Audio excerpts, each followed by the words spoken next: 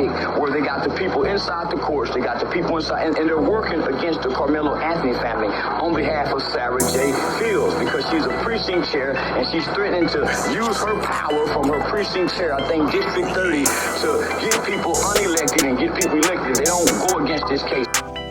Seems like nobody else don't want to say it, so I'm gonna say it. Y'all niggas out here cooning for cash, Samboing for dollars. That's what you niggas is out here doing. You out here hating on greater people for dollars. Shame of yourself, nigga. What's up, everybody? This your boy, Blessed the Damn Best, coming at you once again with something for the family. Now, today, I'm pretty sure I've mentioned this person in passing while talking about something else, something like that. But I don't ever remember fully addressing this particular individual in a video. So today, we're gonna feature the internet's biggest villain, Charleston White. Now, Charleston White is quite a character. I came across him around the same time that everybody else did, during the pandemic. And he would pop up, and from first sight, I'm not one of them, sometimes that nigga be talking some real shit. I ain't one of them niggas. I smelled Sambo and Coon Juice instantly as soon as I heard him. And like, he's like this archetype, black, foundational black American, and he hides his cooning behind keeping it real and saying what nobody else won't say. I really tell the truth about these ghetto mamas and all this shit. Yeah. Okay, well, you're not the proper messenger. Your delivery is terrible. So a lot of what you may say every now and then that can be construed as logical gets deleted and hidden in all of your mumbo jumbo and just monkeying around, just really cooning around. But okay, Charleston White, like I said, Charleston White is FBA, and FBA Sambos are very different from foreign Sambos. You know what I mean? FBA Sambos is basically a performative grift to feed the people that consume that kind of stuff, all kind of very ignorant and negative black topics, the low-hanging internet fruit.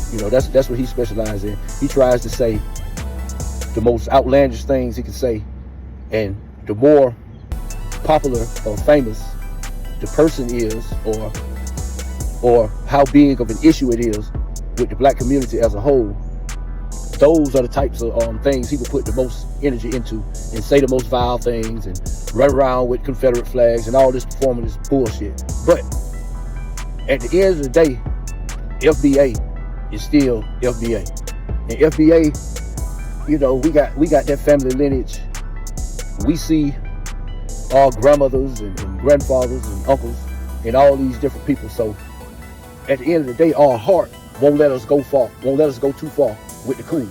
And now I get to the video that I'm gonna play today. Like, I came across this video yesterday, and I was doing something in the house, I maybe picking up or whatever, and so my phone is just laying on the table playing out loud on YouTube. And you know how YouTube, one video go off and it'll automatically play another one. So I walked in on this particular Charleston White video, and I wasn't really focused on it, and I recognized his voice, so automatically I was like, man, what is he blabbing about this time? So I listened for a second, and the two sentences that I heard him speak made more sense than anything he said since he hit the scene. So I started listening, and I'm like, wow. And then I noticed that he's talking with a different cadence. He's pronouncing certain words different, and I'm like, I thought for a second, like, man, is this AI or what the fuck? Like, it fucked me up. And for once, he's on the same side of an issue with the people. See, that's his whole stick. Whichever way the people go, he go the other way. So And so I came across this video, and you know, I listened to him talk, and you know, we gonna check it out together, right? But don't think for 1 second that this absolves all of the toxic bullshit that you done put out there since you came out. Because I am still skeptical that this is an act, or in some way behind the scenes you got some kind of personal beef with one of these people involved in the case, like they didn't do something you want them to do or something like that. I'm very, very skeptical, but we're gonna walk through this video, and I may stop it a couple of times to make a point. So enough of me talking, here it go. It's been released by Frisco Independent School District because this is public information. And if you want to see this video, you can go up to Frisco Independent School District and see this video. That's why Sarah J. Fields and Austin Metcalf's dad, and now they've drugged the mom, man, but they're trying to... Bro, do y'all hear how this nigga's talking? Austin Metcalf's dad, and now they've drugged his mom into it. Fucker. Metcalf's dad, and now they've drugged the mom, man, but they're trying to debunk people from going to see the video.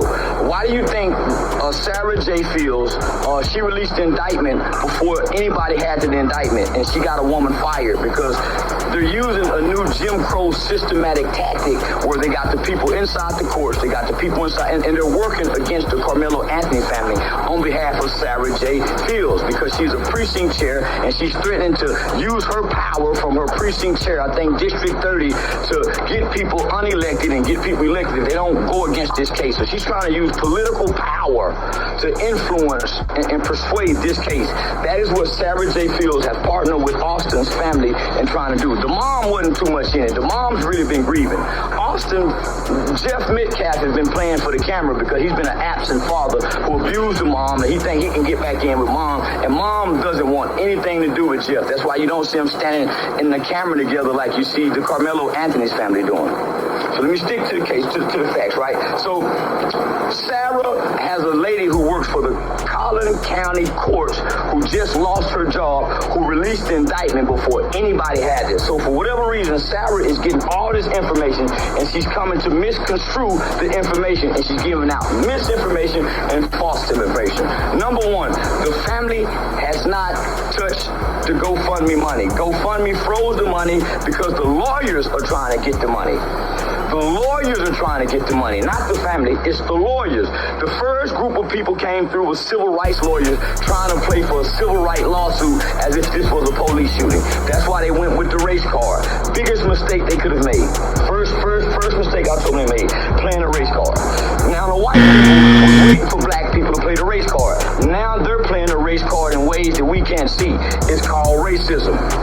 It's hidden in the fabric. It's embedded in the fabric of the design of America. So it's not blatant. You can't see it. It's hidden. Like somebody in Collin County courts who has a job to feed their family are releasing private information to a known, not a law enforcement, which is Sarah J. Fields. That's the first mistake that's happened in this case. These are adults that's doing this. These are not, this was a children's problem, a children's issue. The adults have gotten in and made it hateful, ugly, and racist. And this is about right or wrong. This is clearly about right or wrong. This isn't about race. The adults that came in and made it about race. You don't hear no children online talking and fighting and going back and forth about this case. It's all hateful-hearted adults. It's not children. It's all hateful-hearted adults online bickering, going back and forth, spewing hate over an issue over children. And none of them was there. All the adults with opinion, none of them was there. So Sarah, let's tell the truth. Jeff, let's tell the truth. You even said in an interview, but you're talking too fucking much online, Jeff. You're talking too much online, Jeffrey Metcalf. And you're partnering with someone who wasn't there, and it's clearly she's a hateful-hearted. And by the way, Sarah, we have your background as well.